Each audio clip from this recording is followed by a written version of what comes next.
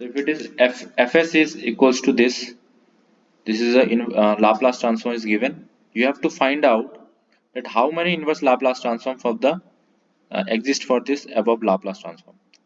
इसके लिए कितना कितना टाइम डोमेन सिग्नल कितने होंगे, तो ये मैंने लिखा है कि for a given Laplace transform FS ये we can define as many inverse Laplace as they are possible ROC. तो पॉसिबल आरओसी कितनी होंगी वो हमको फाइंड आउट करने के लिए फाइंड आउट करना पड़ेगा कि उसके लिए एफटी उतने उतने ज्यादा टाइम डोमेन सिग्नल होंगे जितने पॉसिबल आरओसी हो। जैसे पिछली बार हमने 3 देखा था पिछले प्रॉब्लम में कि एक राइट साइड सिग्नल था, एक लेफ्ट साइड सिग्नल है, बोथ साइड सिग्नल। 3 आरओसी हम डिफाइन किए थे और 3 आरओसी से हमें पता लगा था कि different different time domain signal 3 अलग होंगे। इस केस में इसके जो पोल है, इसके पोल कहाँ कहाँ है, 2 पोल इसका s इक्वल्स टू -2 -2 में, ठीक है। एक pole s equals to -3 s equals to -4 में, s इक्वल्स टू 4 में 3 पोल है, s इक्वल्स टू -3 में 1 पोल है। तो अगर इसको प्लॉट किया जाए, प्लॉट कहाँ करोगे, s डोमेन में, s प्लेन है ये, ठीक है, ये s प्लेन है और आपने इसमें इसको प्लॉट करना है इस पोल्स को। तो पोल आपको पता है -2 में है कि -3 में ये +4 में, ठीक है। तो अब आपको ये देखना है कि डिफरेंट डिफरेंट आरओसीज कितनी हो रही है इसमें, डिफरेंट आरओसीज कैसे होंगी।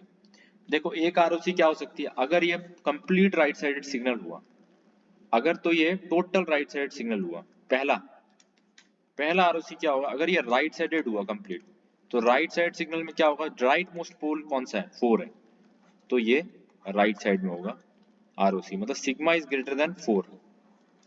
एक तो ये आरओसी हो गया। एक आरओसी क्या हो सकता है, अगर ये लेफ्ट साइडेड सिग्नल हुआ पूरा ही अगर लेफ्ट साइडेड सिग्नल होता है अगर, तो इसका जो आरओसी होगा that will be sigma is less than -3। एक तो ये हो गया आरओसी, ठीक है, 2 आरओसी हो गए।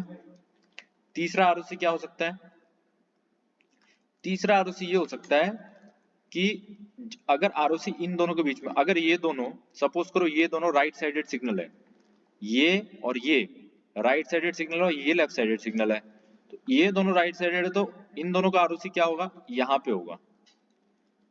इन दोनों का कॉमन आरओसी कहाँ होगा, ये दोनों राइट साइडेड सिग्नल है, तो कॉमन कौन सा होगा, ग्रेटर देन -2, मतलब sigma is in this case sigma is greater than -2। Okay, ठीक है। अब ये जो है ये सपोज करो लेफ्ट साइडेड सिग्नल है, तो sigma is greater than -2 but less than 4।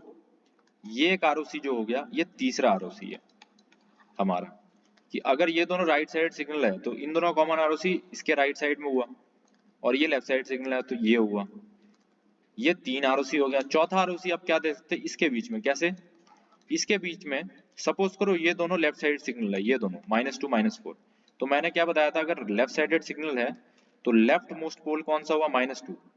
इन दोनों की बात कर रहा हूं मैं बस, इन दोनों पोल की, तो लेफ्ट मोस्ट पोल के जो -2 है उसके लेफ्ट साइड में होगा। तो सपोज करो ये दोनों लेफ्ट साइड है तो ये कॉमन आरओसी हो गया, और ये सपोज करो राइट साइड सिग्नल है तो ये हो गया कॉमन इसका राइट साइड में, तो दोनों के बीच में ये आ गया, तो ये आपका एक चौथा कॉमन आरओसी हो गया, जो कि sigma is greater than -3 but less than -2। तो ये आपका चौथा आरओसी हो गया। और कोई आरओसी है, अब याद रखना आरओसी की प्रॉपर्टीज होती है अलग अलग। अब ये मत बोलना कि इसके बीच में इस इन दोनों के बीच में भी आरओसी हो सकता है, इन दोनों के बीच में आरओसी क्यों नहीं हो सकता, क्योंकि ROC does not contain any pole, पहली बात, ठीक है। I have told you this in the properties of ROC, ROC does not contain any pole, कोई भी पोल कंटेन नहीं करेगा, तो पोल तो कंटेन नहीं करेगा, 2 पोल के बीच में होगा। तो हमने देखा कि 4 तरह की आरओसी है, ठीक है, तो 4 डिफरेंट डिफरेंट आरओसी है। ये पहला, ये अगर राइट साइडेड लेफ्ट साइडेड, और ये दोनों क्या है, बोथ साइडेड सिग्नल है, ठीक है। अगर तो ये दोनों राइट साइड हुआ, ये लेफ्ट हुआ, तो ये आरओसी होगा, ये दोनों लेफ्ट है ये राइट है तो ये आरओसी होगा। तो 4 आरओसी है, इसका मतलब we have 4 ROC, so that means we can have 4 inverse Laplace transform of for Fs. ठीक है, so we can define as many inverse Laplace transform on the given Laplace transform as their number of distinct pole plus 1. ठीक है, distinct पोल कितने थे यहाँ पे?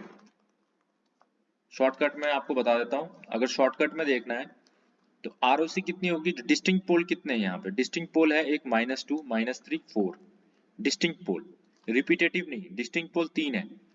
तो कहीं भी आरओसी क्या होगी, अगर हमने देखना है कि इनवर्स लाप्लास ट्रांसफॉर्म कितना होगा तो डिस्टिंक्ट पोल जितने भी हैं, डिस्टिंक्ट पोल जितने भी है उससे +1, तो डिस्टिंक्ट पोल यहाँ 3 है, 3 + 1 4, तो 4 इनवर्स लाप्लास ट्रांसफॉर्म आए।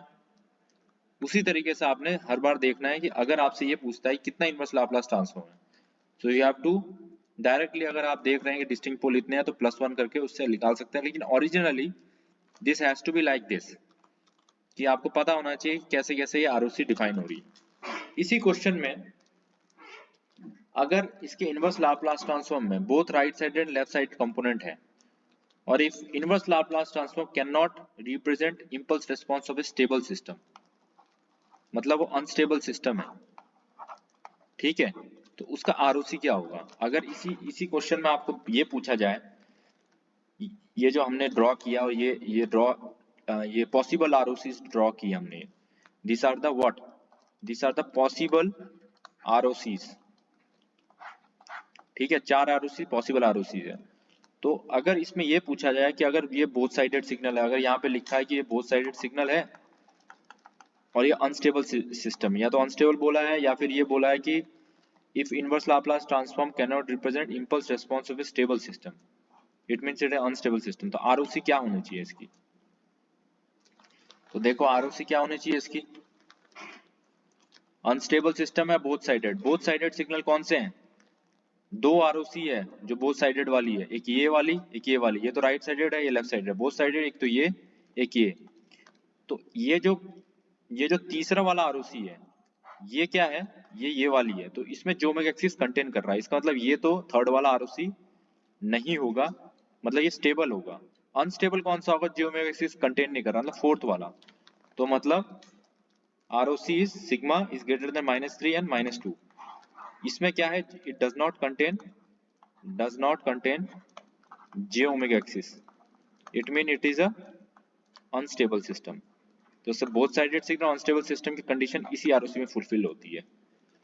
तो in this way you can see the different ROC and its property, and you can get to know that how many inverse Laplace transform can be exist for a given Laplace transform.